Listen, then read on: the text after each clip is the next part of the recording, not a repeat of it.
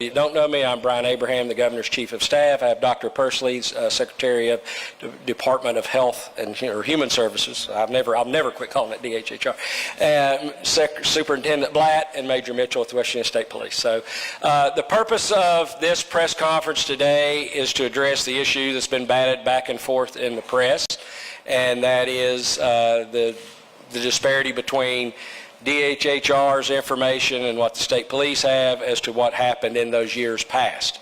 The governor's office conducted an investigation, and in that it was an investigation of, well before this most recent announcement of having this press conference, we had asked both agencies to gather up whatever information they believed to be pertinent to this event and be prepared to disclose it to the governor's office.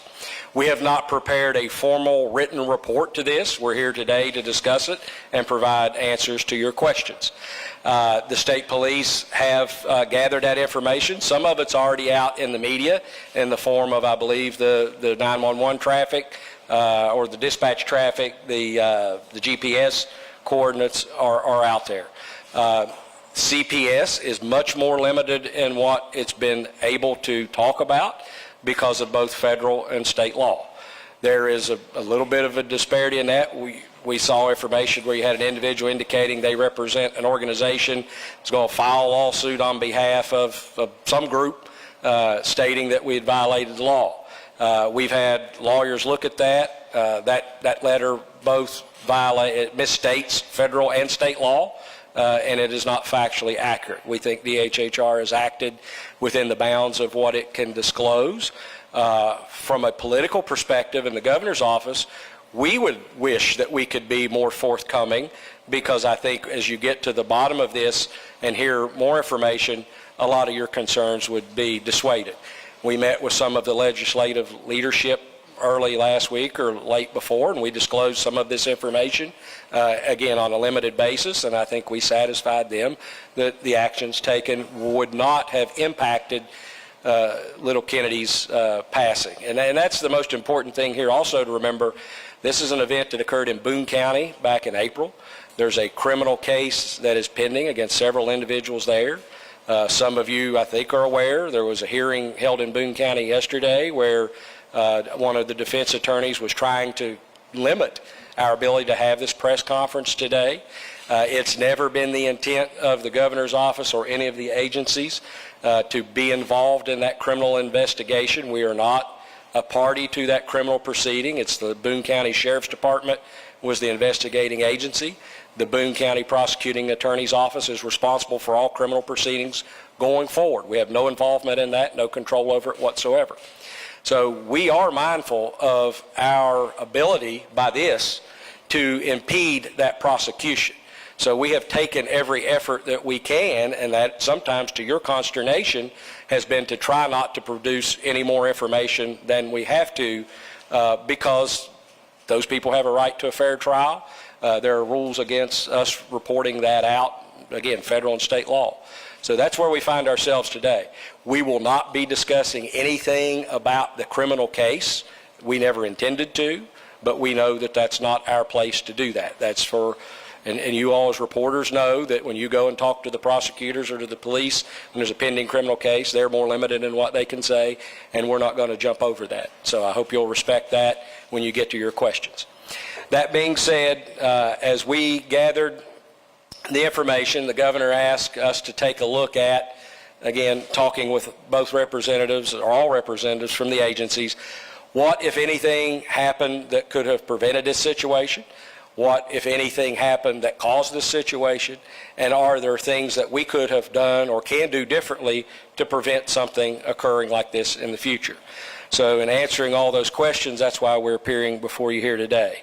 I have personally interviewed the former state trooper who is detailed in the information that's been put out, one of the two. Our office has interviewed the second one. I interviewed both of the CPS workers personally myself. To give you the bottom line of, and we've obviously reviewed all the documentary evidence that I've disclosed, so to give you the bottom line as I can best articulate it and have provided it to the governor, I think and believe as follows. that in 2023, when the West Virginia State Police made contact with this girl at her residence, it's the representation of both troopers that she was in good health, she was unharmed, that she was not in any way malnourished, nor did she display any angst about any abuse or neglect. And it was their belief at the time, both conversing with her and her family in the residence, that no abuse and neglect occurred, and they did not intend to make a report or referral of that to DOHS.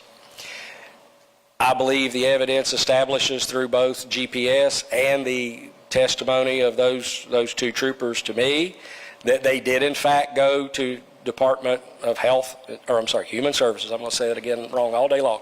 I'm still getting used to it. That they went there. There was informal contact with the caseworkers, that they relayed the information to those caseworkers, not intending to make any sort of formal referral of any accusation of abuse or neglect.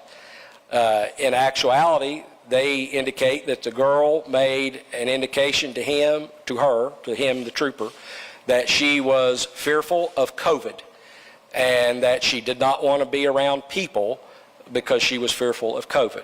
The officer believed that that was odd for a person of that age to have such a belief, and he wanted to go to the department and at least make them aware of it and see if somebody maybe would call her and talk to her about it. There was no referral made. They did not seek to fill out any paperwork, and DOHS did not take it as a formal referral because there were no allegations of abuse or neglect. So nothing else was done beyond that on that day. Now, we've had information that we've provided out as the governor's office that perhaps the officers did not go there that day. And you're going to say, well, why is that?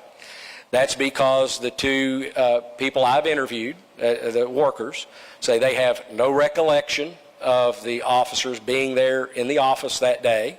They are sure they didn't make a referral.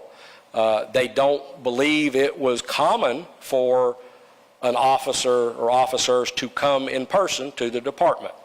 Now, in fairness, I think in talking with state police, they believe it's more common than that was made aware to us, that there is interaction routinely between agencies and DOHS.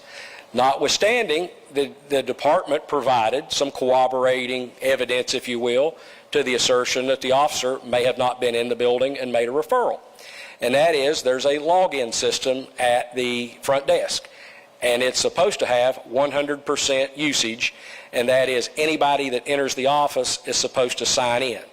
The reason that occurs is, and I hope I'm not stealing anybody's time or thunder, is because that office building contains information regarding child support, which the IRS considers confidential information, and that's why that's supposed to have 100% accountability of who's in the building. That system is audited in the form of, if you want to call it a secret boss, that from time to time the department has to send somebody who sits in the lobby and watches to see if the department is following its own rule and allowing people in without being signed in. Just not too long prior to this incident, there was 100% accountability on one of the visits they made. So that's the first layer that the department offered up to establish that maybe the officers didn't arrive there that day. Secondly, there's an internal chat system at the department where if somebody comes to visit, the person at the front desk types upstairs and says, so-and-so's here to see you, and someone comes down, meets them, and takes them to the relevant office. There was no record of the officers' names in either the chat search or in the search of the database regarding the sign-in. So there was corroborating evidence that the DHHR offered to us early on that the officer did not go to the DOHS office. Obviously, the GPS, as I mentioned, had them placed in the parking lot. So not until I did those personal interviews and had a chance to look them in the eye and kind of judge them for myself as to who may be right or who may be wrong, we were putting out information as it was being given to us in real time. Why did we do that? That's, quite frankly, to answer questions that were coming in, during press conferences on a daily basis. Some of you traveled to places where the governor was having unrelated, press events, opening parks, putting fish in ponds, etc., and asked questions about the details of this case, of which he couldn't know on a daily basis. But again, putting out information as we got it in an effort to, Jim Justice always wants to be extremely transparent. I could tell you in the military, you always are leery of the first information as it comes in off the battlefield because it's often incomplete or inaccurate. And when you relay that, you can often put out bad information. So it's always better to be patient. We have a saying, slow is smooth, smooth is fast. And that's why we had hoped that people would be patient, allow us to do this review, and then relay the information. We, however, understand that you have a viewership, you have a need to feed their interest, and you want to have information as quickly as you can. But that's how things get reported out that aren't always 100% accurate, and that is not giving us the proper time to do the review. So what's the end result? Based upon that, the troopers relayed to me with corroborating evidence with 100% certainty that they were present that day at the office and made an informal communication with the department, again, not making any indication of abuse or neglect, but one of the little girl had a fear of COVID, and that they state that with 100% certainty. The caseworkers, on the other hand, say that they have no recollection of them being there, that it's not usual for them to be there, but when asked specifically, can you state with certainty they were not there, their answer is no. So based upon that, if I were sitting and trying to weigh this with a scale, I would tip to it's our belief the state police went there and made this informal disclosure. That disclosure, again, was not a referral for abuse and neglect, would never have resulted in an investigation, and would have, my belief, not affected what happened this year with that little girl, particularly given that the officer observed her and she exhibited no signs of maltreatment. Keep in mind, again, and being fairly blunt, I was speaking with some of my family who'd watched some of the news articles. They were under the impression that the trooper had gone to the home just a day or two before the little girl's death. And why didn't you all catch it? This was over a year before she was discovered that this incident occurred. Now, there was an earlier incident, and actually two, that involved what has been referred to in the media as prior referrals. I'll allow them to go into the detail of why they can't make those disclosures, but that information was leaked out, we're certain, from someone with access to it on a confidential system within the department, and that information was put out in a very incomplete way, and rather than the media saying, we have questions about what this is and what it means, the accusations were immediately, there's been a cover-up and DOHS has lied about prior referrals, and we have evidence of prior referrals. Again, I'll allow Secretary Pursley to go into detail, but on the first instance, she was months old, if a year old. The allegation had nothing to do with her whatsoever. It had to do with older children who were unrelated directly to her. They were half brothers and sisters, I believe. But it was unrelated to her. It was unfounded, and the case was closed. The later event had nothing directly to do with her. Was an allegation made regarding one of the adults in the home. Again, unfounded, and the case was closed. Neither of those, let me repeat and reiterate, none of those two prior instances contained any information that she had been subject to any abuse or neglect that should have caused the department to take action and do any proceedings that would have removed her from that environment. I have, in my investigation, come to the belief that that second instance, this is my personal opinion, and it's based upon my 20 years prior to coming to Charleston of working in this area as a prosecutor and a defense attorney, that there's a little bit of a nuance in that second one, in that one of the allegations made against the adult, although it was unfounded, had it been found to be substantiated and followed up on, could have tangentially involved the child and would have resulted in at least her being involved in the case. So the question has been, why is her name on these case files and case numbers if there's no referral made in her name? And that is Secretary, and I'm going to allow them to go in much more detail. Anytime the department goes into a home and there is a minor child residing in that home, their name is included on that case number, and it basically resides there forever.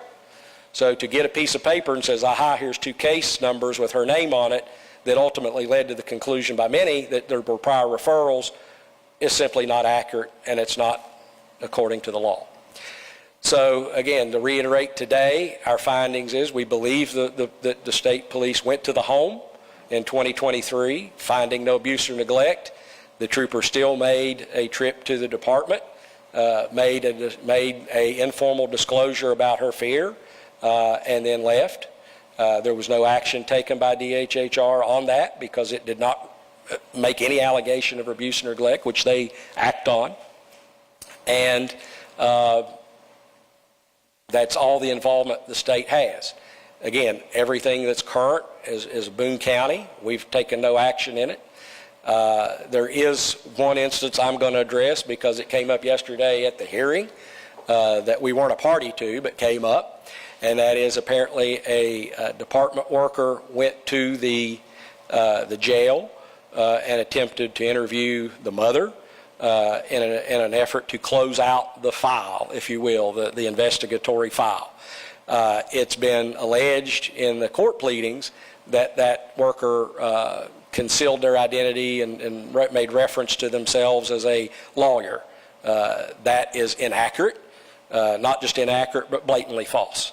The worker's ID was taken at the jail and Xeroxed, establishing who they were. They, of course, gave their credentials and disclosed who they were. The mother came, and when it was disclosed who they were, did not make any statement, and none was taken. Now, I can't find the words to explain how incredibly, in my mind, stupid it was for that worker to go to that facility and try to interview that person, given what we're doing here today, and given the fact that they had been in the governor's office as recently as last Friday being interviewed about this. Someone should have put their hand up and asked higher up within the department, do you think this is a good idea to go do this? That was not done. That was handled at this worker level and at the county office level. We think there may have at least been contact with what would be the child welfare coordinator, who again is at the county level, that authorized the trip to the jail and thought it was a good idea. Had somebody called, I'm sure someone in the secretary's office or in the legal office or at the commissioner's office, that would have been recommended not to do that. That notwithstanding, as we transition into the things, what we've learned and what we're going to learn from and do better, when I think our heads exploded here about why this happened and we reached out to the department and said, why did you do this? They looked at their policy, and the policy did not have a limitation in writing as to when you should or shouldn't go take a statement from a criminal defendant. So they have now, as of last night, working into the wee hours, now amended their policy that would not be a reoccurrence. And there's a little bit of a conflict in the law that caused them to believe what they were doing was right, and I can understand that. But again, my point was, why didn't you raise your hand and let's talk about this before you go do it? But that is, under our court rules, abuse and neglect cases have priority over all other cases, criminal cases, civil cases. So they typically are of the mindset, we've got to get our work done first because we're going to be first up to bat. That's the easiest way I can say it. In this instance, there was no DOHS case because there were no other infants in the home, so there was nothing that would be pending. This is going to be a criminal case going forward. So what they would have merely been doing was closing out a file. So in that instance, we've now, I think, made the distinction in policy that in the event there's a criminal case filed, then the proper procedure would be reach out to the prosecuting attorney in the county and the courts and resolve any conflicts as to whether any investigation should be made on the department side versus the criminal side before proceeding. So that's one of the catches, unfortunately, as a result of an error, I think, that we've made and we fixed. There are multiple other things that we've done as a result of this instance that we've taken into consideration. We've made decisions and we've already acted upon. The first of which, although I have made the finding and relayed to the governor that I believe the officer went to the department and made an informal conversation with the workers, the true proper procedure would have been, had they wanted to make a referral, would have been called the 800 number and make it through the law enforcement prompt rather than go and make in-person contact. As of last week, the West Virginia State Police has issued a memorandum to all detachments, to all troopers, that from now on they will reinforce that that 800 number is to be the proper way to make a referral so that that is documented. That's not only so that we don't have an instance at the department again where they can't find a record of it, it's for the protection of the officer to say, yes, I did make a referral, and they have a record that's sent to them where they make it. So that's our new policy. It has been trained on for a number of years, but this officer was honestly near retiring age, and I don't think he would have gotten the information because his hotline didn't start till about 2015. His training at the academy predated that by many years, so I can understand he may have not been up to date. It's now all academy training has been receiving it. It's about a 40-hour block course, 140 pages or so of training they get on abuse and neglect, and this referral number is included in that. So I believe we're also going to put it in our refresher training at all academy events and law enforcement training. So again, that's followed. That would have prevented us, quite frankly, from being here today. There would never have been a question as to what happened between these two agencies. And let's face it, there's not, I mean, that's the whole crux of why we're here today, is one side said this and one side said that. At the end of the day, none of that has anything to do with why the little girl passed away and why the parents and grandparents are charged, but we've gotten fixated on one agency messed up or the other one messed up and what's going on. This, we think, will prevent that in the future by having a one-way in, one-way out, which exists now, that if it's followed should make a complete record of these referrals. Something that we discovered as part of looking into this is, and it came about during one of our meetings with the leadership, as I talked about. It appears in around 2019, she went to homeschool status and therefore was removed from the public school system. There is not a mandatory, but a conditional requirement that we are maybe hoping to change going forward, but Superintendent Blatt has investigated this and reported back that from 2019 till in April, the school system did not receive what's called an assessment, and that is every 3 years, I think 5th grade, 8th grade, 11th grade, homeschoolers are required to conduct an assessment and provide that to the school system, making proof of their accomplishment at their homeschooling. She should have done that in the year leading up to this, 8th grade. That was not done, not received by Boone County. And there is, again, I go back to the conditional requirement, and that is in the event there's a failure to do that, the county may reach out and issue what's called a truancy petition, and that is if you don't do the assessment, you can be terminated from the homeschool. If you're terminated from the homeschool and you're absent from public school, therefore enough, they can issue a truancy. So there is an instance where if those things had been done, there's a possibility. Again, I'm not making an accusation that it was a certainty. There was a possibility, because I don't believe county to county it's done in the same manner or with the same consistency. There was a possibility there might have been some court intervention that might at least have had contact with her in between 2023 when the trooper was there and in 2024 when they found her. So that's something that the superintendent is going to work on, whether it's a policy, whether it's something reaching out to the legislature and seeing how we can work together to tighten that up. and I'll let her, detail, how kind of where we've come from to where we are. But that's an area we've seen now that's the spot that was possibly missed that needs fixed. That's not something the governor's office is in charge of. That's a Department of Education, and that's a county board of education, and that's a legislature. But having found it, it's something we want to make them aware of and give them an opportunity to address it. And then finally, Major Mitchell is going to be here to address any follow-up questions you have regarding these GPS or these logs or anything like that. But I hope that I have at least given you a once-over. But now, if everybody's ready, I'm going to open it up for questions. Somebody's got a microphone, so I see Steve there.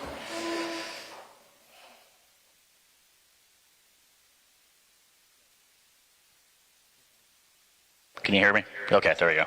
Steve Adams, Ogden Newspapers. A question in regards to the referrals. You said that there was never a specific referral for Kyneddi Miller, either 2009 and the other cases, but the CPS worker that did go to the Boone County mother in this case, it at least appears there's a situation where you said she was going to clear out the investigative file. So my question would be, if there was no referrals, what file was there to clear out?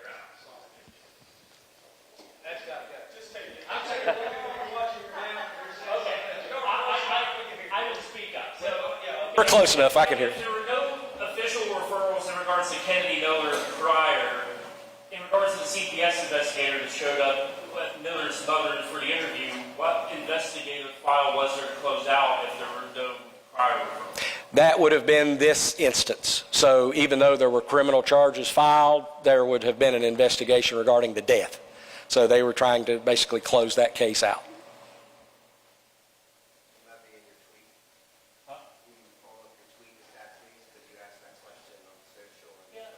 Yeah, okay.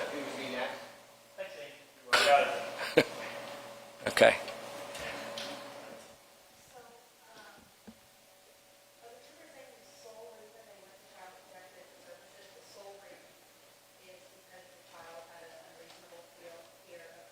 Yes.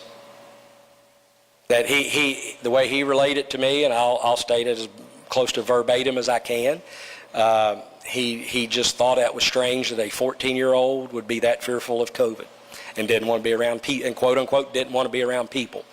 I can tell you he indicated when he arrived at the home, this is 23, had nothing to do with current, so I'm going to go ahead and give you probably more than I should, but in 23, and this had nothing to do with the CPS, this was state police. He went into the home, he made personal contact with the child, asked her to stand up, he looked at her, she exhibited no injuries. He had a conversation with her, she was nourished, conversive, but she just indicated that, and I'll tell you, it wasn't in that memorandum or it wasn't in the log, because my first question is, why did you go there in the first place? And his best recollection is a distant family member who was either a school teacher or a school principal in another county called and just said, I'm worried she doesn't get out much. And so, there was no allegation to the trooper she'd been abused or neglected, but just she doesn't get out and I'm just worried about her. He didn't make a note of it or document it because it was just a phone call. He grabbed the other sergeant, said, hey, I got to run down here and it's called a well visit. So they just went to do a well visit, and he said, you want to go with me? And they both got in the car and drove down there.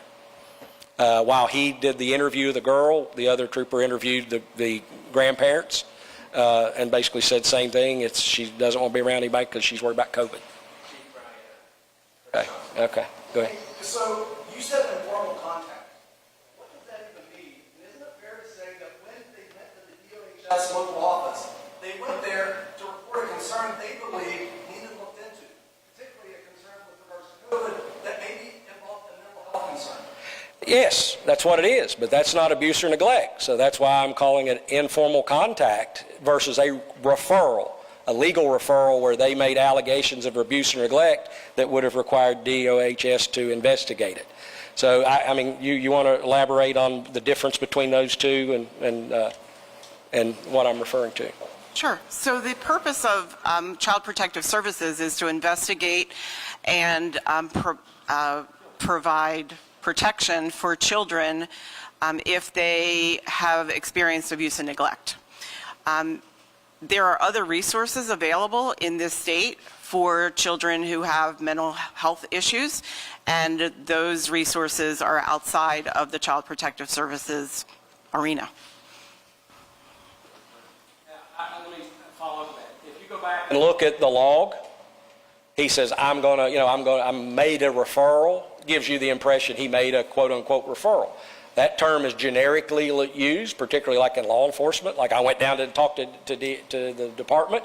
It's a referral. But there's a big difference between making an allegation of abuse or neglect that would cause the department to take action. I think Leslie was actually next, Andy. And just talking with him and saying, I saw this girl, she exhibited this problem. Maybe you guys want to call somebody and see if they can go talk to her. And that's as simple as the officer put it, is that he just wanted them to be aware in case they could maybe get somebody, give her a call and talk to her about COVID.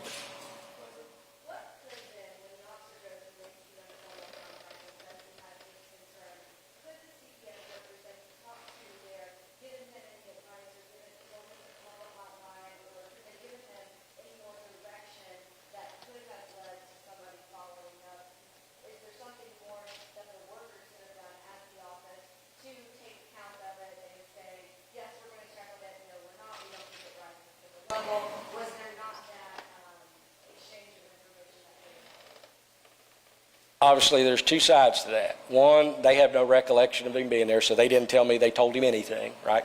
The other is he says they did not have that kind of exchange where they provided him information and said, you should do this.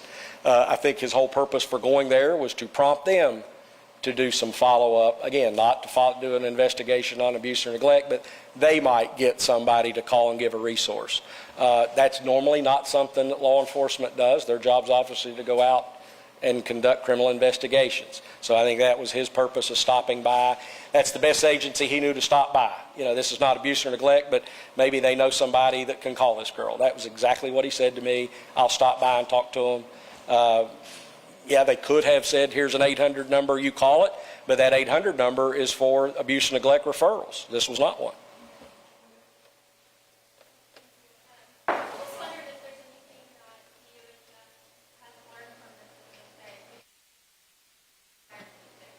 Well, I think more of the things I've detailed, but I'll let her elaborate. There are several things that I think we all have learned from this, and I will talk to you about the actions that DOHS has taken thus far.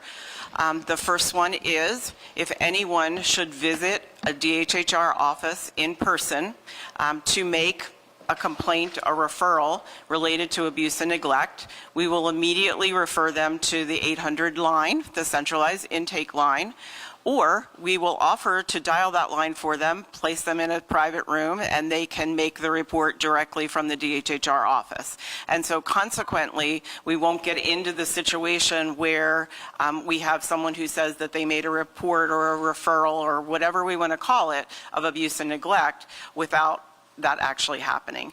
So that's the first thing. And we sent out a reminder to our entire staff of that as being a firm policy on somewhere around May the 17th.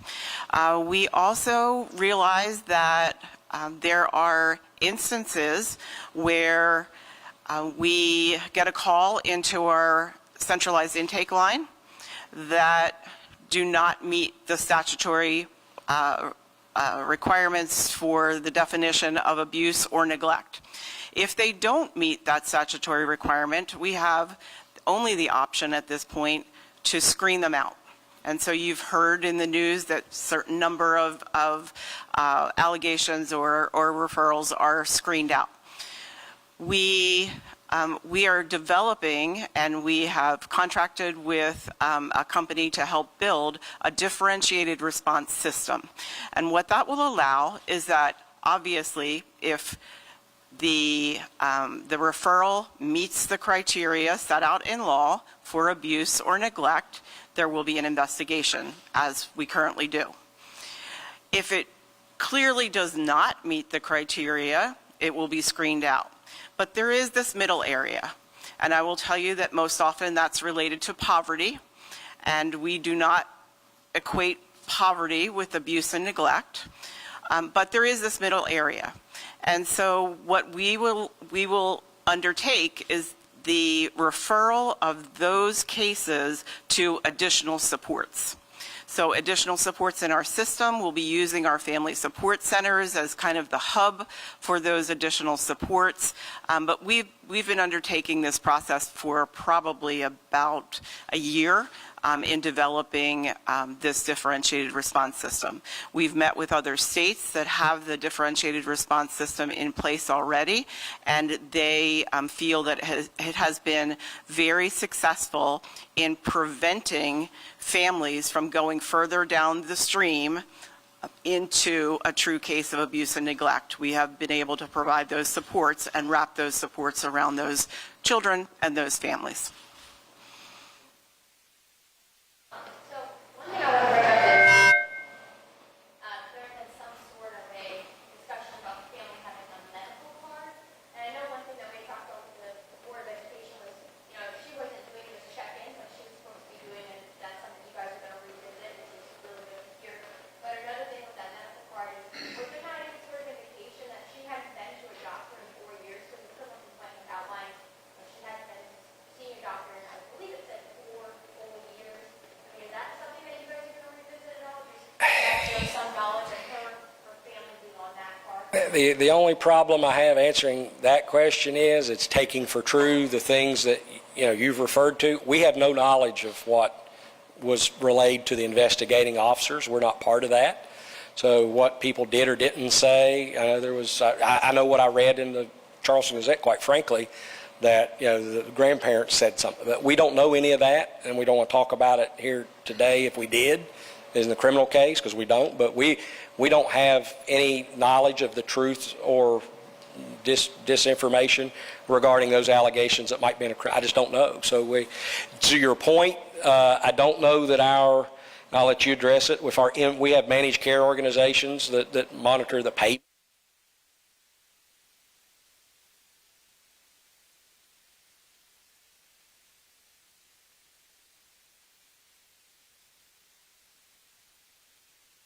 Well,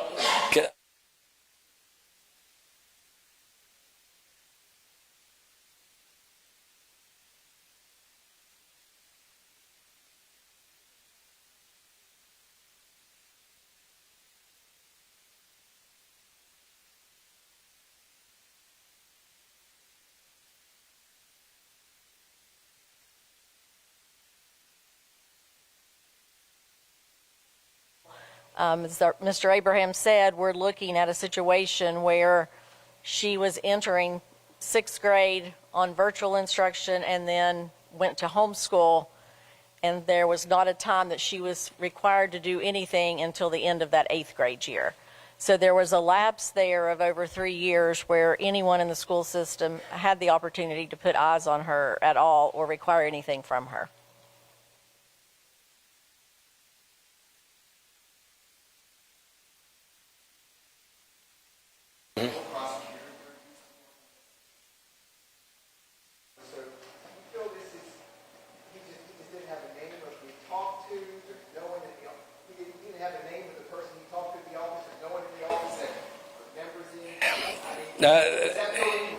No, he identified the individuals by name, and these are the two individuals that I think there was once he may have mistaken a name, but he was able to identify the workers that he talked to. That's the ones, or at least the ones I interviewed. There was some information at one time offered up by those workers back up through their chain of command that he had, a personal, they interacted in court, they interacted out in the field, and so he would have known their names regardless of going there to that day. So that's kind of another issue that drew up a little bit of I go back to my opening statement, we kind of want to wait till we see the whole picture, but you had us chasing out after every little bit and piece of information that they could get their hands on and bring back to us on a daily basis, and we didn't get time to reflect on it. In hindsight, again, I think I'm going to weigh, he identified who they were. I've talked with them. I gave them a chance. Can you state with absolute certainty he wasn't there? He says he was, and they said, no, I can't. We can't do that. We just don't have any recollection of him being there. Again, the so what of it is, for the reason he was there would have nothing to do with what happened in April of this year.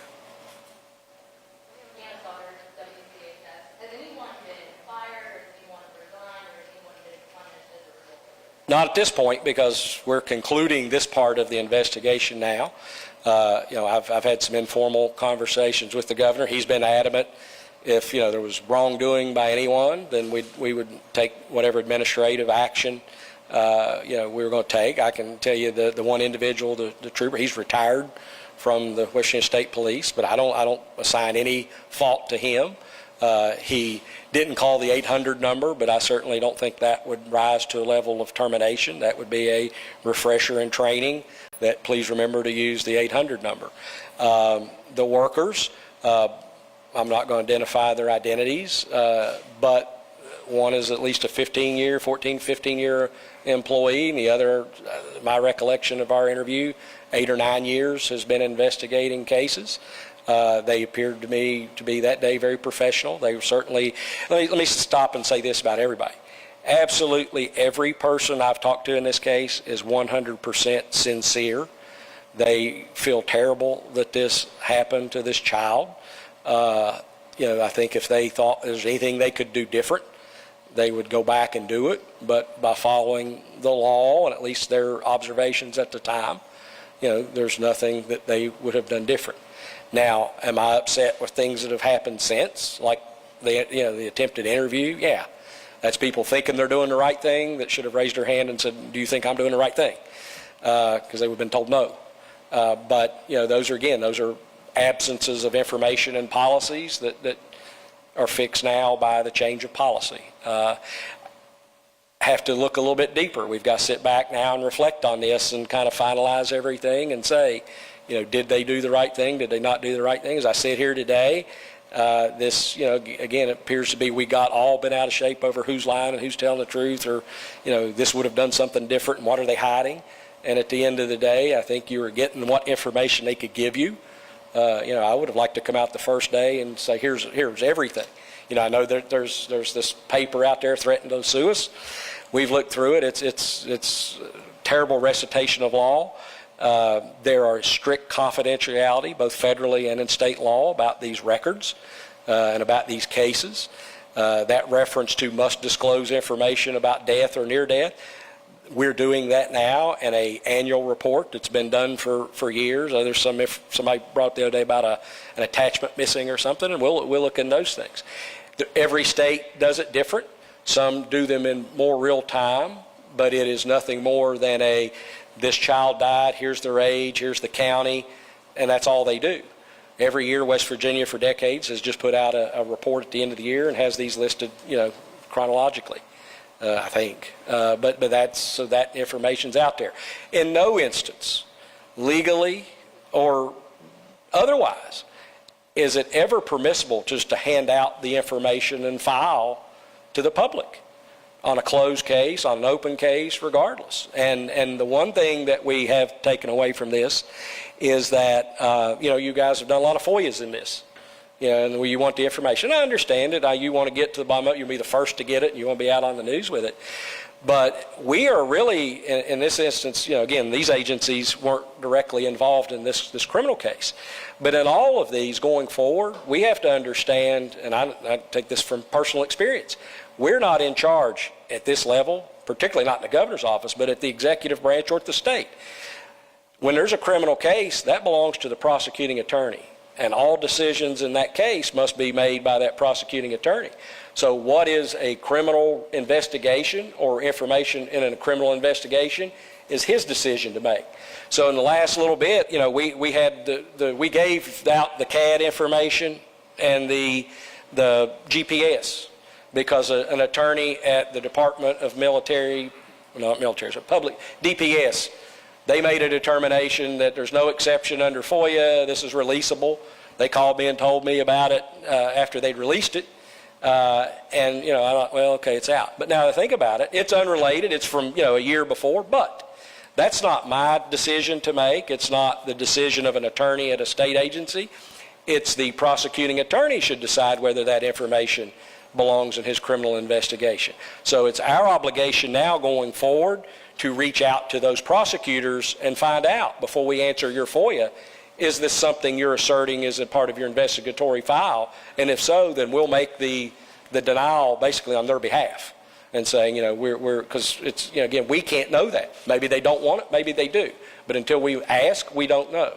And so that's a change we're going to make going forward. And that's as recent as the last 24 hours. We've talked about that and how this stuff got out. And understandably, yesterday, the prosecuting attorney in Boone County was upset that, we've been out giving out information. I can understand that, having done that and having had state office holders try to get involved in one of my criminal cases for publicity's sake on a high-profile case I had one time. I was not very appreciative of that. So, and they have a professional responsibility duty under Rule 3.6 not to have pretrial publicity disclosed. So I take very seriously that, and we try to manage here in this office that we're not, we know you want to come and you want to get the information, but that's not our place to do that. Okay. I'd like to ask Superintendent Black, Major Mitchell, the same question as posed to Secretary Kersley. What specific changes in policies and procedures are going to happen within your departments, especially with making sure the check-ins with the homeschool students are done in a timely fashion?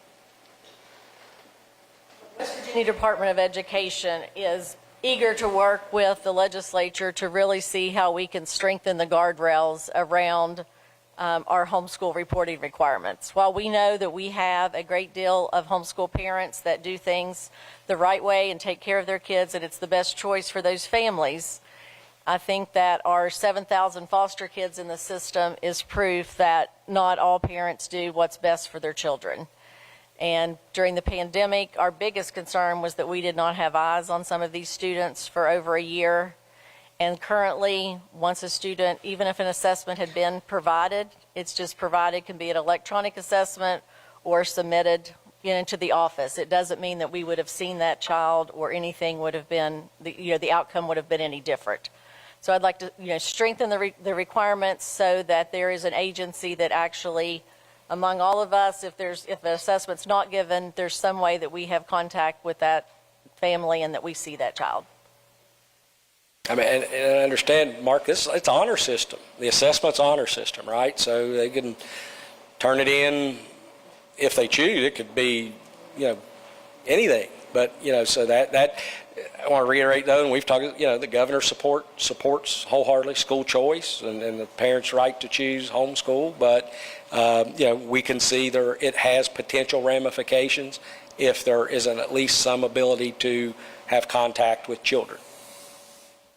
It's a trade-off. We have to find a sweet spot, and that's how we, the policymakers have to craft some kind of fix for that, if they want to. First of all, let me say that from the state police perspective, we for many, many years have enjoyed a good, professional, close working relationship with the Department of Human Services and Child Protective Services.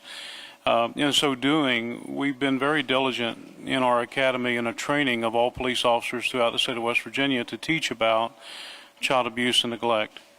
Through this event, what we have wanted to do is, first of all, the superintendent put out a department memorandum recently to all of the membership, instructing them that moving forward, we want to utilize the 1-800, the central report system, in all cases moving forward, regardless of how we feel, if it's something that reaches a threshold of abuse and neglect, or if it's information that we want to share, just to utilize that. So to follow up on that memorandum, we've also talked to the director and assistant director of our state police academy to make sure that in this instruction that is something that is stressed, just to make sure, double sure, that it's stressed moving forward. Let me follow up on that and reiterate, I don't think that his going there in person was as much a failure, to use the 800 number, as it was a familiarity. Okay? You have to understand, these people work together every day. They show up at crime scenes together. They're in court together.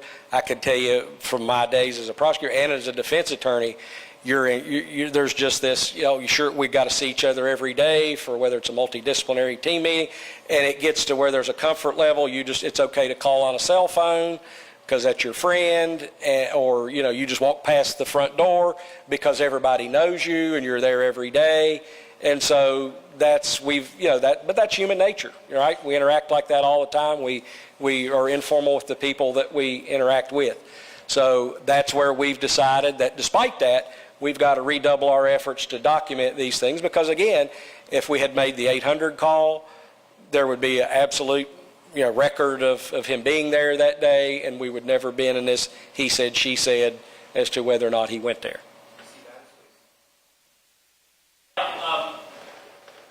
This is kind of a what it should have, could have, but we're obviously here because this is kind of spiraled into a kind of back and forth. But 2 months ago, could this not have been solved by just saying that CPS or DOHS was aware of this individual's death, that there had been at least prior CPS contact with her family, not necessarily with her? I mean, based on the plain reading of the law, it seems like that should have been done. Now, I'm aware that you all do that in an annual report, but is there any thought to changing up that procedure and how those types of deaths or fatalities are disclosed in such a way? It seems like that could have solved a lot of this 2 months ago. We as a group have had that discussion, and that is one more of practice than maybe policy.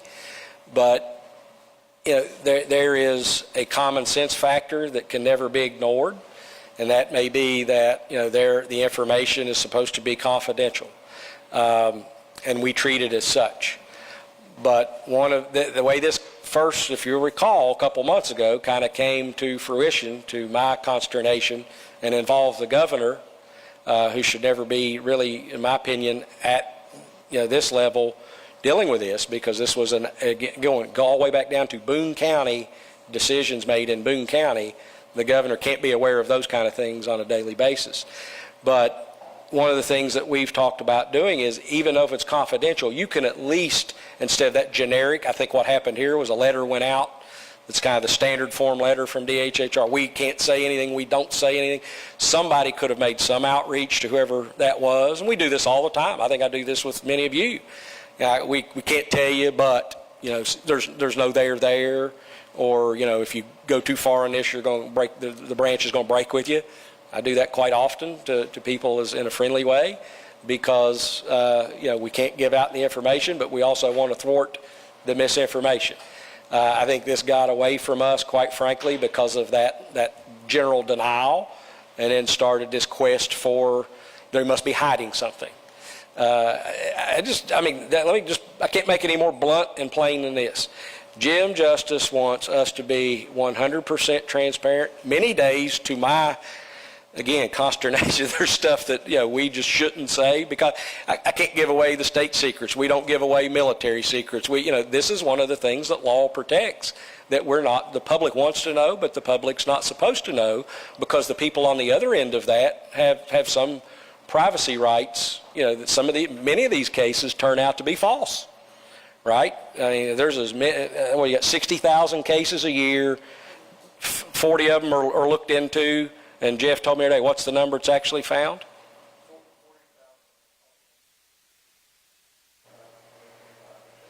So 25% of these 40,000 cases are actually substantiated. How many ex-boyfriends or ex-husbands or soon-to-bes call and tell on the other, having come out of that system? I can tell you multiple times a day, which keeps these people busy chasing those around as much as the real ones. So that's the reason there's a confidentiality in there. If any of you out there, somebody called in and tonight your child has been abused, and they come out and they meet with you and they find your kid playing in the backyard having just had dinner, and they go back and close that case, do you want your name out in the public the next day because somebody issues a FOIA? The answer is no. So there's a reason for that confidentiality, and we honor it. But I can tell you, he wants to be transparent in everything. And where I was going to this in the end is, there's nothing in there with his name on it or my name on it. So I'm never going to, and I know he's never going to, try to cover up something because somebody in Boone County did something right or did something wrong, right? I'm not going to jeopardize, the 28 years I've been practicing law over a mess up and try to hide it, because it's not embarrassing to me or him. We didn't do it. So that's why, the allegations of their hiding, that kind of strikes at us, because we're the furthest from anybody. Again, I wish I could reel him back in sometimes. He wants to tell everything to all of you all. You know that. You catch him out, he tries to talk to you. But, there are times we can't do that. And this was one of those instances. And it shouldn't immediately be because they're hiding something. LaShawn Pagan with Mountain State Spotlight.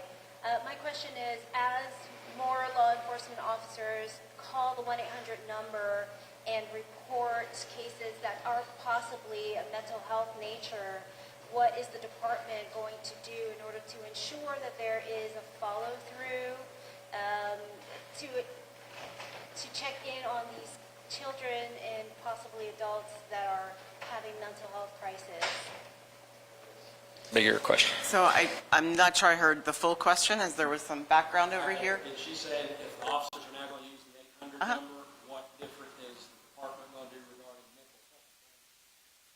do regarding children or adults? So the differentiated response system that I just talked about is the method that we will deal with those that we feel the family needs and some additional support, but does not meet the criteria for abuse or neglect. WCHS-TV, is there any talk of changing homeschool assessments to be required superintendents every year instead of every 3 years? That would be a discussion that would have to take place with our legislature. We're required by state code right now when the assessments are reported and how that process works. The assessment is, I want to make sure I didn't leave something confused. The assessment is mandatory, correct? Yes. So it's what? Annually, but only required to be reported in grades 3, 5, 8, and 11. Okay. What I had referred to was optional. It's a may in the law, is that the county superintendent may take some action regarding a truancy if that's not reported, the assessment's not reported, and there's been no contact. At some point, the child, by statute, can be terminated from the homeschooling program because they've not met the requirements by providing the assessments. When you're not in public school and you're not homeschooled or in private school, then you're, in essence, and you're not of the age of majority where you don't have to attend compulsory school, you're truant. So then that can trigger a truancy petition in the courts, and then that involves an opportunity for somebody else to get involved in dealing with it. So that's exploratory, but that's going to be, the department and the legislators and going forward, what tweaks, if any, want to be made to the law. Or, sometimes training there is, hey, it's your discretion, it's may, but our suggestion out to the counties is treat that may as a shall until the law would change, and you can see what happens when you don't. Let this be a learning point to you. Where the county and any county in the state has actually taken those steps after the assessments were received, and they went as far as to take the family or the child support for truancy issues. That would be like us having to go down into basically a county court system and look in magistrate court and see if I think we agree that it is not done as a matter of routine. It would be the exception. That's been part of our discussion, that counties are not engaging in these truancy petitions on a frequent basis. So we think that if you want to say, what do we think's a fail in terms of what have we seen, what do we need to fix, I think this is a fail, that we need to see what we can do. Either, again, sometimes laws fix it, sometimes practice fixes it. But there's not a mechanism of enforcement like detrimental, so that then it just becomes discretionary, and people are working really hard, and that's one of the areas maybe they don't put focus on. I can't speak to it. I'm sure there's truancy petitions filed every day in the state, but I can't tell you whether it's a homeschool versus a kid just not coming to school. I don't know. I understand. I appreciate, number one, the acknowledgement with the 2009 and 2017 cases. And I understand and appreciate the concept that those findings were unfounded and things of that nature. But when you look at the 2009, you have an incident that involves this kid's name being in the foul. In 2017, you have an incident that includes this child's name being in the foul. 2023, you have an incident where a state trooper is concerned about this child and goes to DOHS. And I'm just wondering, what should the person at DOHS have done with the information from the trooper regarding a mental health concern? You know, we have an entire Bureau for Behavioral Health under DOHS. Should they have been contacted? You know, you may not always get the perfect referral. It may be an informal contact, it may be a formal contact. But don't you have to treat all of those referrals or all of that contact, whether it be informal or formal, as something that could alter someone's life down the way? And do you think this matter was taken seriously enough? Going back to your premise, which is very long, so I hope I can remember all of it, but those first two instances, okay, let me reiterate, had nothing, the first one, absolutely nothing to do with that girl. She was months old, right? Her name is on that file simply because she was a minor child living in that home. So it's not that it was unfounded against her, right? So I want to make that extremely extreme. You don't walk out here today with nothing else you understand. There was not an allegation regarding that girl back then that was then unfounded is not true. The second instance, it's the same thing. She was a minor living in the home, and per policy, her name is required to be placed on that file. And that's why you saw when somebody sent you something and said, look here, here's a case number with her name on it. And everybody inferred, well, there was earlier referrals regarding her. And now you're going, oh, but it was unfounded and we were hiding behind it. We're not. Had nothing to do with her. Now, here's where I take a different position, I think, than the department did when they originally told us nothing to do with the girl. The allegation would have been such had it been founded. My opinion would have been it could eventually got to where the girl was brought into it, not because there was any allegation of direct abuse or neglect, but because a parent that lacks the ability to care for a child can be abuse and neglect. In that instance, though, it appears it was an absolute false filing by an ex-spouse, and it was unfounded. But again, no allegation whatsoever. So then to accept that as your premise and say, but then when they came in for the mental health, they should have used those two earlier things to take additional or heightened awareness. I don't know that they even looked at that, but if they had looked at it, it would not have triggered, in my opinion, any heightened awareness or looking at it, because it was unrelated, unfounded, and they understood that. They would have looked at that and said, this has nothing to do with the girl. It's not two strikes, or there's smoke, there's fire. There was none of that in this. I could see you wanting to get there, but in this instance, that's not it. Now, again, we're talking back to the mental health perspective, and I'm going to refer to the secretary, but I don't know if there's a hop from abuse and neglect, potential allegation, over to somebody needs mental health. Those are two different, I don't even know if they're in the same department anymore, but I'll let her address that. The Department of Human Services has a number of resources that are related to mental health, and I think they may be up on a slide behind me. We have those resources posted at every DHHR office. They are on our website, and we will work with the state police so that in the future, as part of their training, they know what those additional resources are. But just so that you know, the Help for West Virginia line is considered to be our child mental health crisis line. If a child is experiencing crisis, a family is experiencing crisis with a child, they can call that hotline. They can get help over the phone, but they can also, if they agree, they can also agree to have the mobile Children's Crisis Unit come to wherever they are. And so those things are available. In addition, we have the 988 National Suicide Prevention Lifeline, which is posted in all of our offices, provides free and confidential emotional support to people of all ages who are suicidal or in crisis with emotional distress. We also have 211. We support 211. It is a grantee of ours.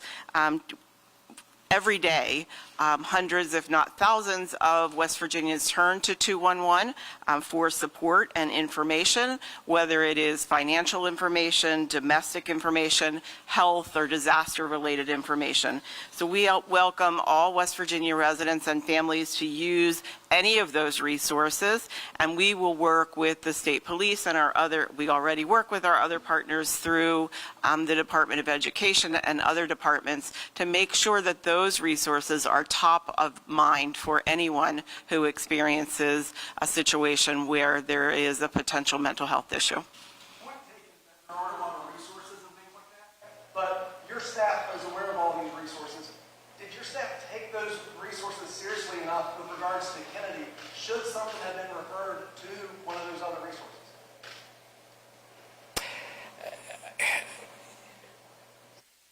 The way it's been referred and detailed to me by that trooper, he didn't think she had a mental health condition. He didn't, again, he had a conversation with her. She appeared lucid. She was well fed. She was unharmed. He just thought it was quote unquote odd that she would be scared of COVID at 14 years old. So there wasn't necessarily an allegation of mental health need, but he thought to himself, and it's in that log, and he said it to me.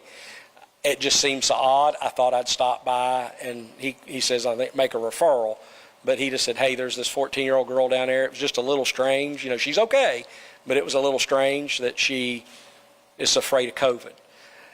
Could the that's us playing Monday morning quarterback, could those DOHS workers said, yeah, we could look in, we could call and give her, I think that was the reason he went there. I mean, that's what he says. I went down there and wanted to talk to them about it to see if they could make a phone call to her or for her or something.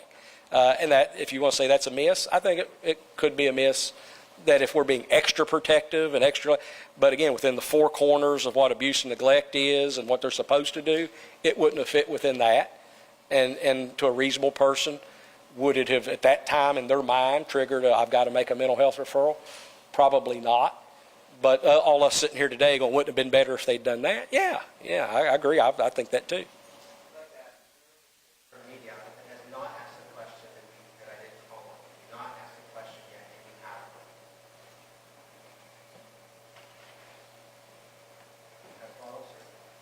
Has there been any discussion to maybe have a teacher or somebody do an in-person homeschool assessment just to check on a child's well-being?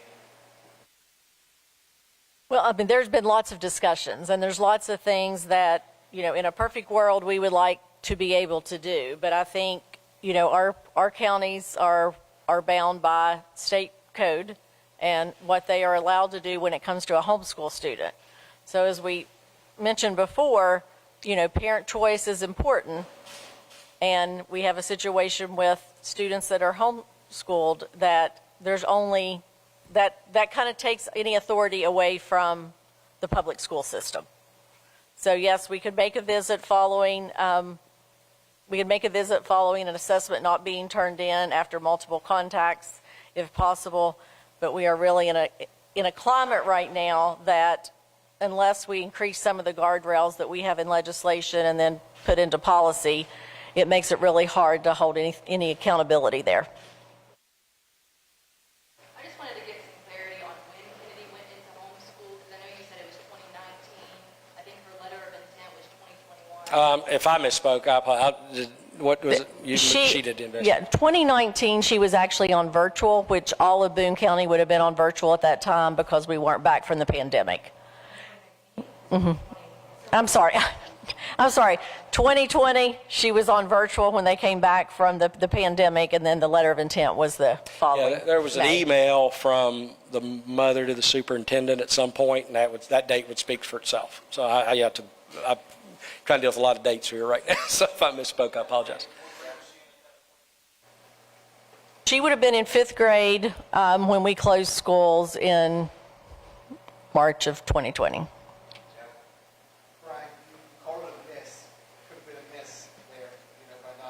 Which? After the conversation, just a couple minutes ago, you said it would have been a miss, we were being extra careful.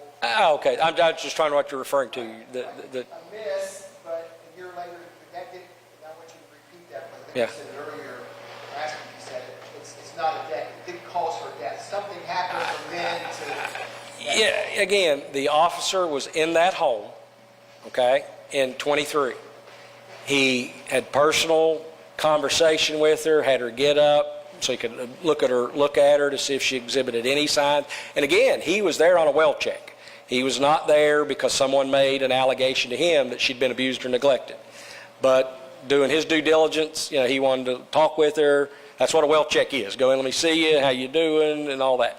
At that time, and I'd have maybe defer to Major Mitchell or even one of the workers, it's normal when you go to a scene, you kind of separate the witnesses so you can see if their versions match up, you know, so they corroborate one another.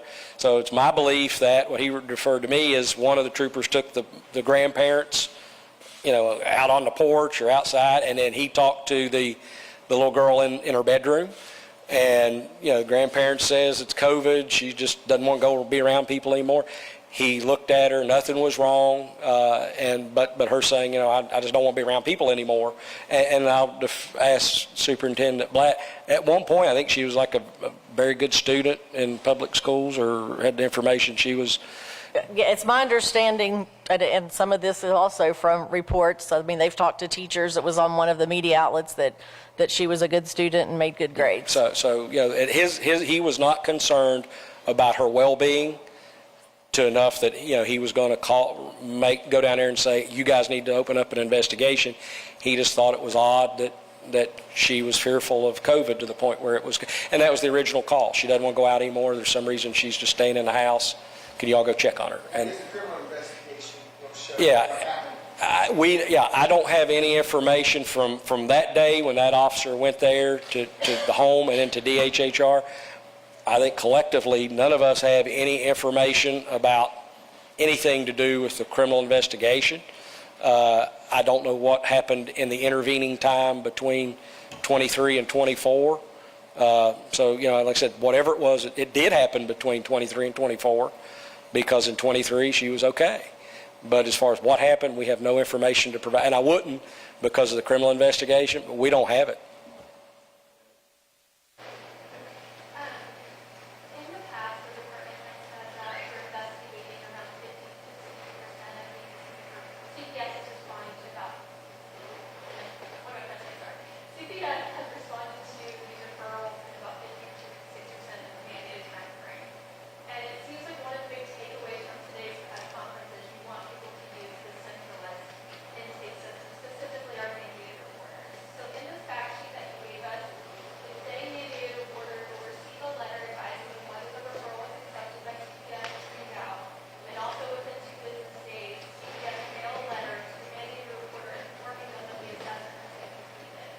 I understand that those assessments will have private information that we should not have about children.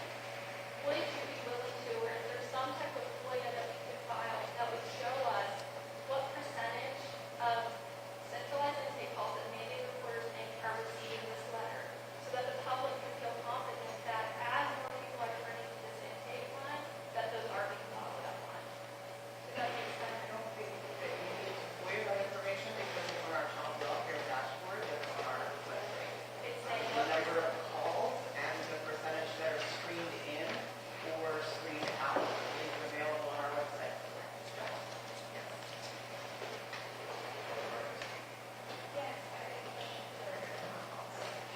Is it common for police officers to go to child services when they get a mobile or informal referral, not on the basis of mental health and not on the basis of character abuse, but just to essentially go talk to a CPS agent to say that somebody is strange?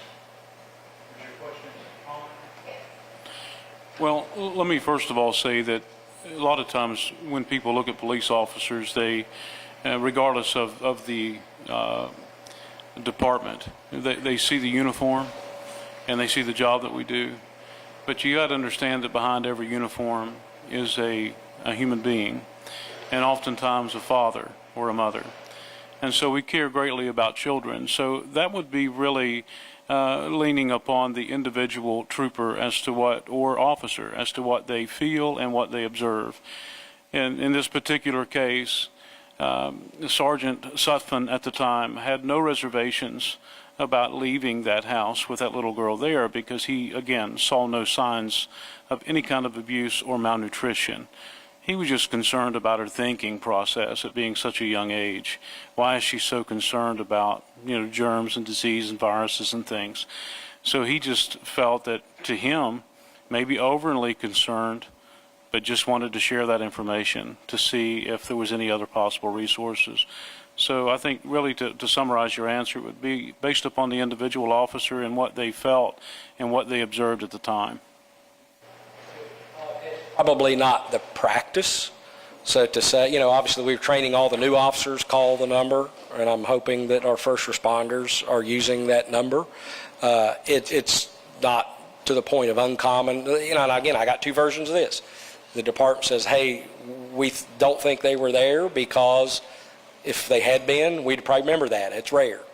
On the other hand, when I talk to law enforcement, they go, "No, come on. We interact with them all the time. It's nothing for us to go down there. We talk on cell phones. We see each other out. We see each other in court." So I don't know that I can draw a bright line in that. To his point, that it's just officer dependent. Clear in a perfect world, had he called that 800 number, none of us be sitting here today because he'd be able to reach in his pocket and pull out a letter says you made a call and here's your record that you made the call. And so that's part of this reporting system too. It's not just that we catch everything, but it's also because the mandatory reporter, there's sanctions if they become aware of an incident and don't report it. That's school teachers, medical people. So this gives them that layer of protection they need to say, see, I did report this. And so, again, if that had been done, and that was what the governor had referred to, he should have called. He should have. That's the way we set that up for that. But we understand, again, it goes back to familiarity, personality, things like that, where they believe they can, they interact enough. I'll go down there and see the person I know. If they're working, I'll tell them. Again, he wasn't wanting to make a formal referral. He wanted to talk to them about, here's a little girl, might need somebody to talk to her about COVID.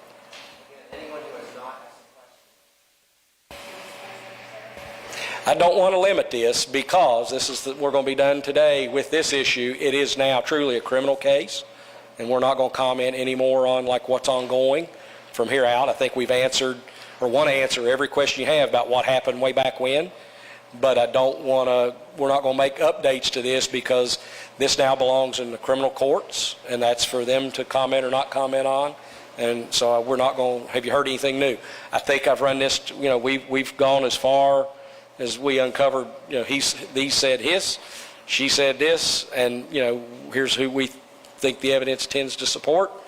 None of it has anything to do with why those people are in court in Boone County, and that'll be a day for that to take place, but we're not part of that. So I want to make sure everybody's got a chance to ask everything they want to know today. Yes. Thank you, Brian. This is a Kyneddi specific, so just a more general question. Has anybody gone back and audited the wait times for the centralized checkouts? Now, so we're clear. For law enforcement and first responders, they have a special prompt. So in other words, they dial the number, they push 1.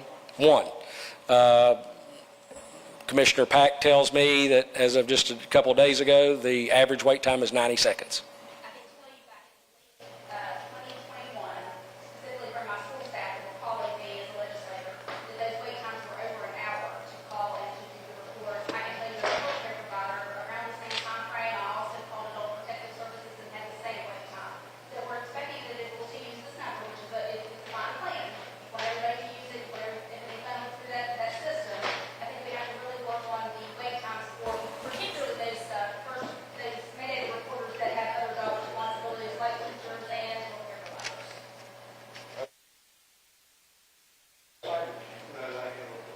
He gets report daily. So Adult Protective Services is that 1 minute 13 seconds? Okay, for Adult Protective Services, it's 1 minute and 13 seconds. For CPS, the wait time is 43 seconds. For law enforcement, 48 seconds, and a summary is 52 seconds. So it appears since 21 to 24, they've made some tremendous improvements, and I don't know, she can tell why. They've added more people, more resources.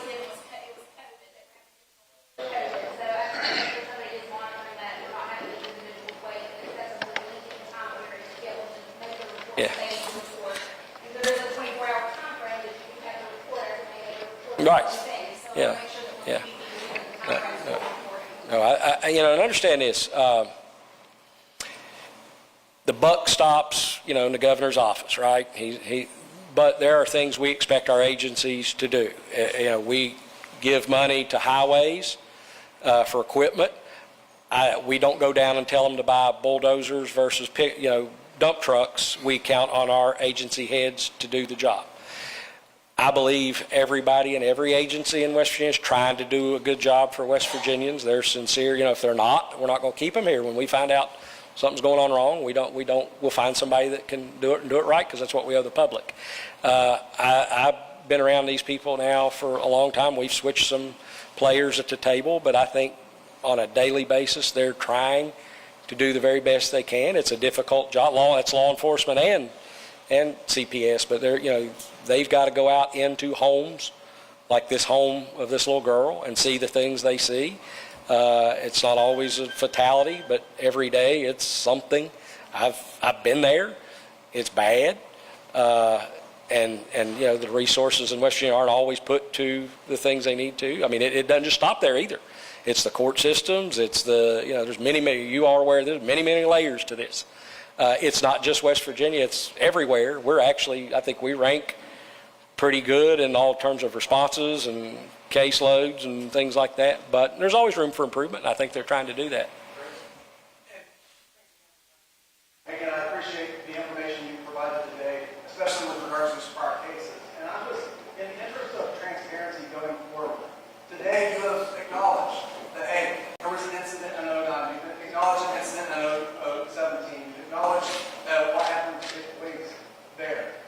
Going forward, in cases involving a death or near fatality, can we expect your agency, this agency and your administration to be as transparent and at least tell us, like Nevada, that the case may be unsubstantiated, but there was a case? And I'm going to allow her to give the detail of this. There's been all of us learn something from this every day. As I said early on, I am upset by the way it was originally handled as far as the response out from DHHR. They have legal people down there. We don't direct those legal people what to do. They manage themselves they answer to the secretary. That was basically a form letter that went out that's apparently been there for a long time. As the law says, we don't give you anything, we're not giving you anything. There's ways to do that, and then there's better ways to do that. And that is, here's the law, but, let me assure you of this, or let me tell you that. And, that's the way I think going forward, people should recognize there are sensitive cases, and they need to be dealt with a little bit differently. However, we're looking at, and I'm going to let her do it, different states do it in, again, I said real time. So we're evaluating all those to see, is that better? Now, that's not going to get you to where the media necessarily wants to be. I know sometimes you guys like to get in the car and ride around with them and do the investigation, and so you can report on it. But that's not what we're ever going to get to, a point where we can give you the information, the file, those kind of things. You're going to get a summary, a short summary. So it's either going to be in close proximity to the incident, or it's going to be at the end of the year. I think if we can do it quicker, it's better. I can tell you that as part of this process, we've reached out to the Prosecuting Attorneys Institute, which is an executive branch agency, and asked them to facilitate out to prosecutors. What is it that you would be okay with DHHR giving out?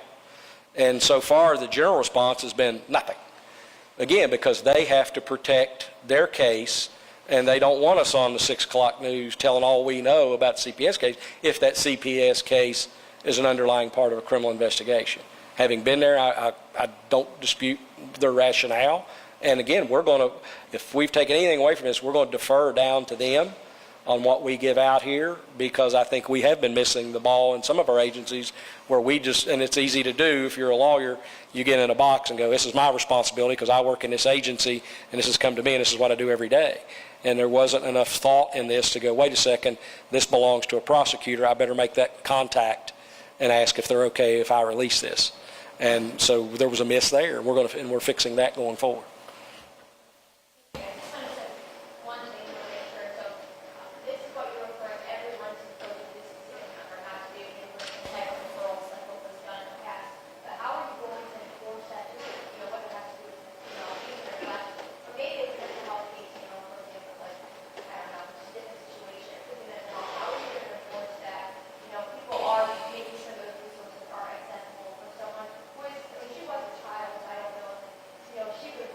That's calling when you need help if she's going through a mental health struggle. Well, keep in mind, the only enforcement is against those that are mandatory reporters. So that's your education, medical, first responders.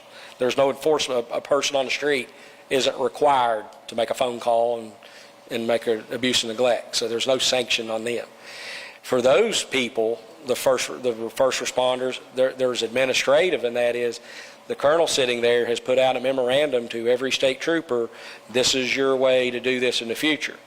I would assume the next time there's an instance where somebody fails to use that and chooses another method, they'll provide some kind of administrative sanction against them, whether it be suspension, admonishment, up to a termination, I guess, depending on the gravity of it.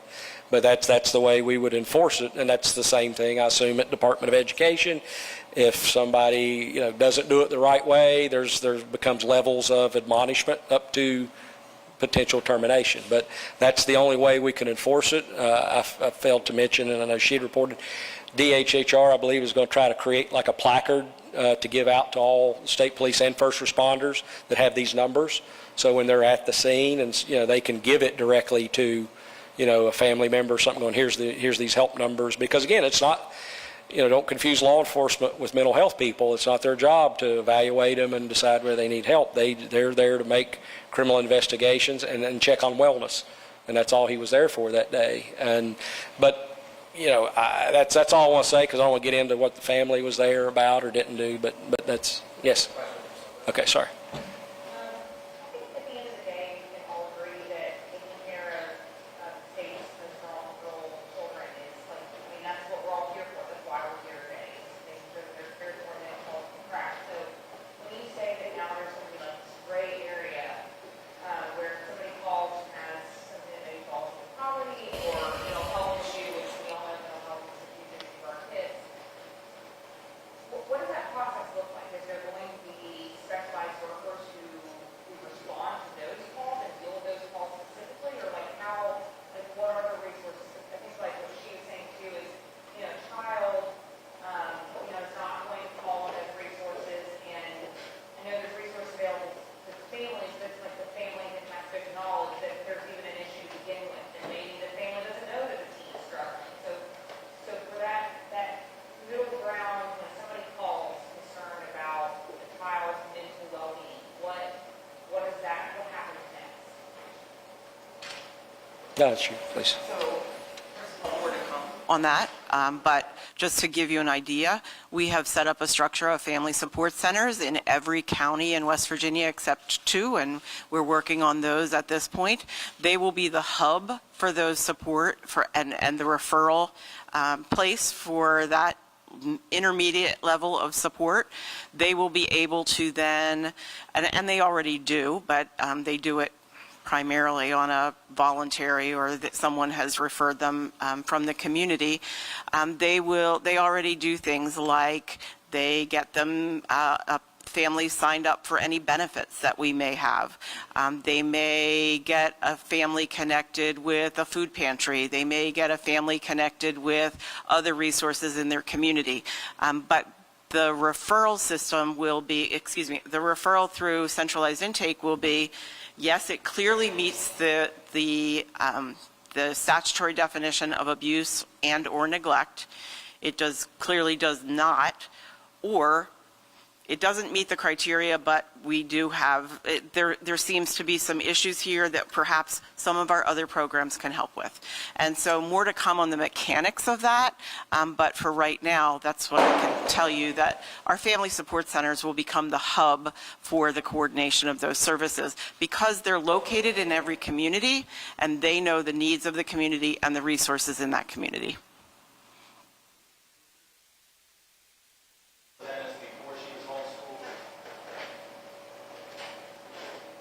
That's actually part of her educational record, and we can't disclose exactly what her attendance was prior to going to homeschool.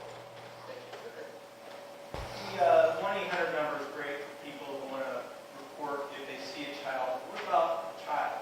Does the child still call 911 because they're not? Oh yeah, of course. Yeah. This doesn't take the place of a child in an emergent situation, or anybody. And if you see an emergent situation, you call 911. But no, we wouldn't expect a child, if you don't call that 800 number, you're not going to get the help. But no, yeah, that's your first layer. If you think there's something significant, call 911. The right people will show up with that. Yeah, I mean, you're confident that when somebody calls 911, then that person taking the call will do this or require to do something? At both our 911 centers and our emergency operations around the state, those people are trained on getting the right person involved, whether it's law enforcement or calling otherwise. I have a high level of confidence they will, and again, there's a recording. If you do that, there's a record of it happening. If they don't act, there's a record of them not acting. So then we don't come to places like this and go, who did what? But I think we have a very strong 911 system in West Virginia. We invest heavily in it, and it's run at the county level with state support. But most people there are hardworking, and I've been around it for a lot of years, and I think they do a good job, and they're aware of where they're supposed to get people to.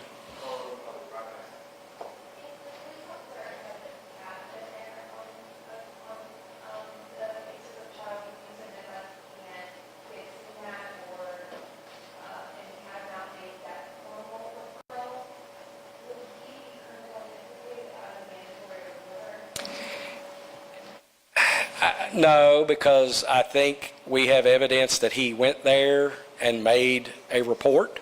So I'm not a prosecutor anymore, so I don't get to arbitrate that to the letter of the law. But because he went in person and made a report, he would have satisfied the reporting requirement. Now, again, that phone number is what we're saying we want you to use if you're a first responder. We're telling them, put out that that's what you want them to use. But reporting is reporting as far as the teeth of that failure to report. So this is where we're trying to drive everybody. That statute does not say everybody must call this 800 number or else you failed to meet your obligation so we're trying to educate our first responders, our medical people, and our educators. And apparently they know very well, because I'm hearing education people call and medical people call. So it's well publicized, has been since 2000, the call number is 15. And again, the state police have made that part of their mandatory training at the academy for all new cadets for a number of years now. So it just was again, I don't assign it to failure as much as I would familiarity, having now talked to him. Now again, when this is first coming in and we're hearing he did go here and he didn't go there, and we're getting it bits and pieces and we're trying to put it out to you, it makes it confusing. It makes it mysterious. At the end of the day, once we have time to reflect on it and look at it, it's pretty understandable, I think. Somebody else? Once, twice. I thank you for your attendance. And I appreciate the superintendent, secretary, and Major Mitchell for being here today to help out. Our two legislative ladies that are here today. I know they're actively always trying to figure out what we can do better. And again, if there's anything, we're going to stop today, so that's why I want to give you